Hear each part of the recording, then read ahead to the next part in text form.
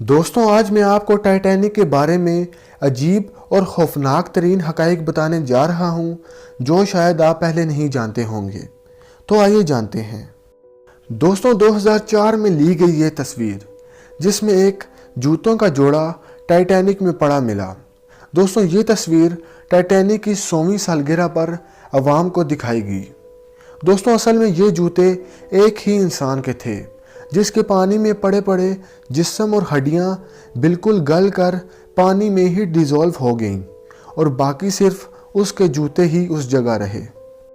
دوستوں 1985 میں رابرٹ بیلارڈ نے جب پہلی بار ٹائٹینک کو دریافت کیا اور یہ پہلی بار کسی نے ٹائٹینک کو ڈوبنے کے بعد دیکھا تھا۔ دوستوں اس بات کو 73 سال تک بحث ہوتی رہی کہ ٹائٹینک 2 حصوں میں ٹوٹ کر ڈوبا تھا یا پھر پورے ایک حصے میں، مگر رابرٹ نے ٹائٹینک کو 2 ٹوٹے حصوں میں پایا جس سے یہ ثابت ہو گیا کہ ٹائٹینک 2 ٹکڑوں میں ڈوبا تھا۔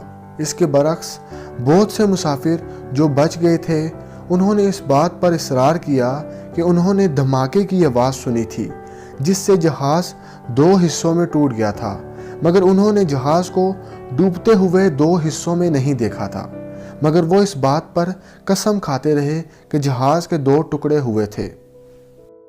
دوستوں 1898 میں روبرٹسن جو کہ ایک مصنف تھے انہوں نے ایک کہانی لکھی تھی جس کا نام دی ریک آف ٹائٹن تھا، جس میں انہوں نے ایک جہاز کے بارے میں لکھا تھا جس کا نام ٹائٹن تھا جو کہ اٹلانٹک اوشن میں سفر کر رہا ہوتا ہے اور ایک آئس برگ سے ٹکرا کر ڈوب جاتا ہے جس میں ضرورت کے تحت لائف بوٹس نہیں تھیں اور وہ اپنے دور کا سب سے بڑا جہاز تھا اور جسے نہ ڈوبے جانے والا جہاز کہا جاتا تھا۔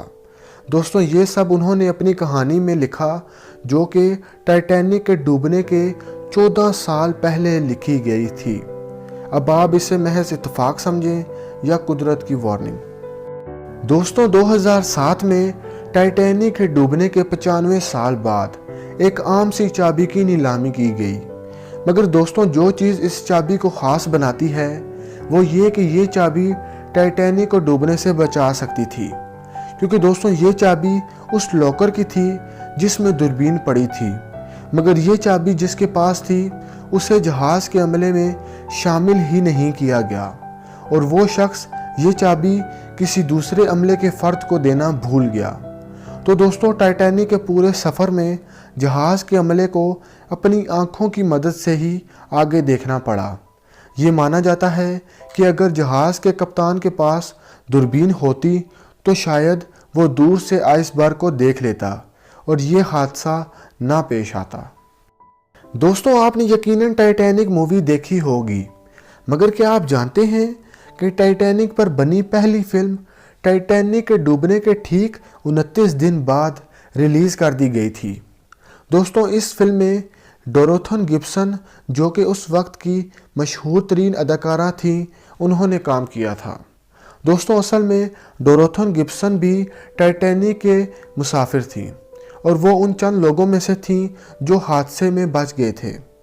ڈوروتھن کے پروڈیوسر نے اس بات کا فائدہ اٹھایا اور اس سے ساری ٹائٹینک کی کہانی جاننے کے بعد ٹائٹینک پر فلم بنانے کا ارادہ کر لیا اور اس فلم کے لیے اس نے ڈوروتھن گبسن کو رضامند کر لیا۔ اس فلم کی شوٹنگ کو 1 ہفتہ لگا اور ٹائٹینک کے ڈوبنے کے ٹھیک 29 دن بعد فلم کو ریلیز کر دیا گیا۔